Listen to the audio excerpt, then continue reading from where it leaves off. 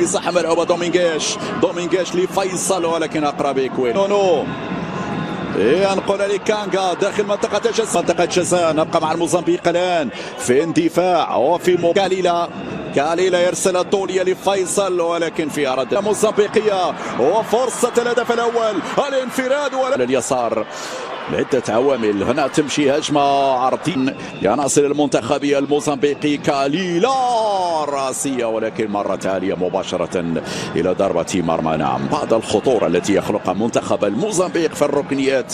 لهذا مجددا انطلاقة في هذه اللقطة الصعبة. كاتامو العرضية من جانب اللاعب كاتامو. طبعا ملاعب من المستوى العالي والعالي جدا. فيصل يرفع هذه المنظمين وايضا للجماهير. هذه الكرة على اليمين والتسديدة قادمة وربما هدف قادم لا وصلت الى ماكسير في المراوغه. ماكسير يسدد لانه فعلا هنا وجد المجال والمكان المناسب ليسدد. دومينغيش ينطلق وهذه فرصه جول.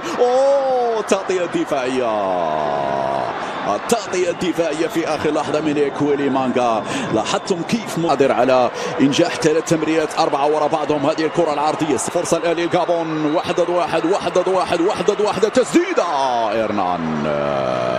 إيرنان امام دينيس بوانغا لم تعد كما ذلك دور هذه الكره. انطلاقه مراوغه ممتازه العرضيه على الرؤوس الان مرفوعه الكره مقوسه الراسيه والهدف الاول. نعم الهدف الاول الانصاف لمنتخب الموزمبيق.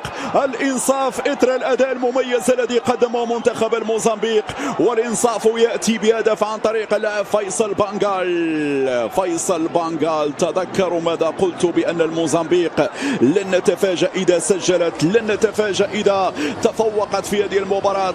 هذا هو فيصل بانغال براسية. نعم يتمكن من منح التقدم لمنتخب الموزمبيق. استغلال رائع لهذه الكرة. إذا منتخب الغابون يواصل لعب بهذا الشكل ممكن يستقبل أهداف أخرى. تتعاقل حركات إكويلي ركلة جزاء. نعم وقعت في المحظور يا إكويلي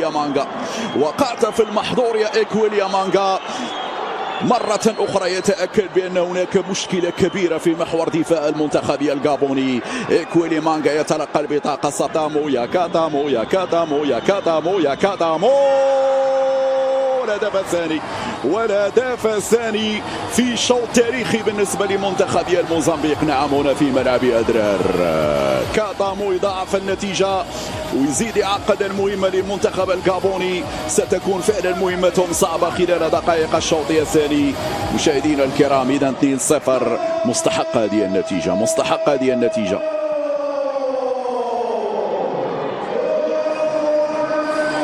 فرحة اللاعب كاتامو جاني كن يا فيصل يمرر الكرة. هذه وصلت على اليمين. هنا العرضية حارس ممكن يويتي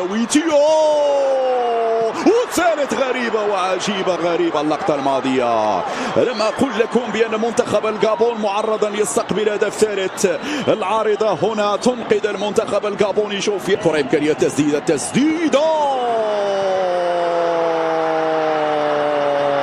أوباميانغ يظهر أخيرا.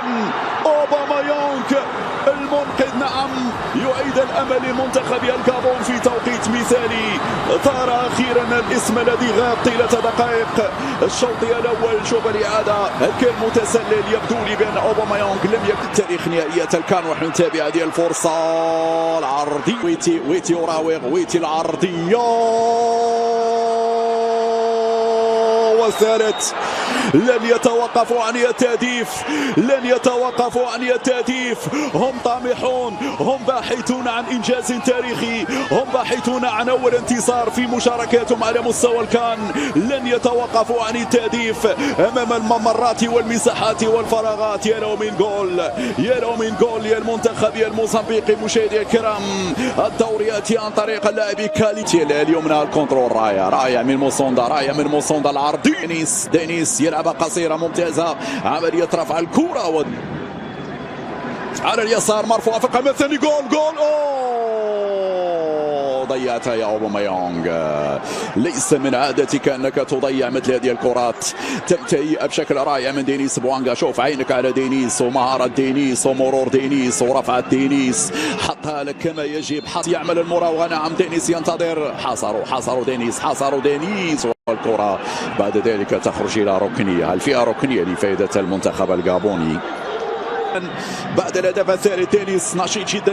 دينيس بوانغا يرفع الغابون، السيطرة للغابون، الضغط للغابون. هذه العرضية لكن عالية والخطورة القادمة من اللاعبين الغابونيين. فرصة تسديدة، أهداف أخرى، محاولة الانطلاق، المراوغة، العرضية. الآن يرتكز على دينيس بوانغا، يرفع الرأسية. عادة موزمبيقية عن طريق لاعب كاتامو جول. هذا هو لاعب كيما يرسل الجهة اليمنى. هذه محاولة المرور لكن انسيابية على مستوى التحول الهجومي. هل يفعل الغابون؟ مرفوع الكرة في القائمة الثاني. أوباميانغ كانت عالية على أوبا القائد أمامنا، طبعا لاعب نادي مارسيليا.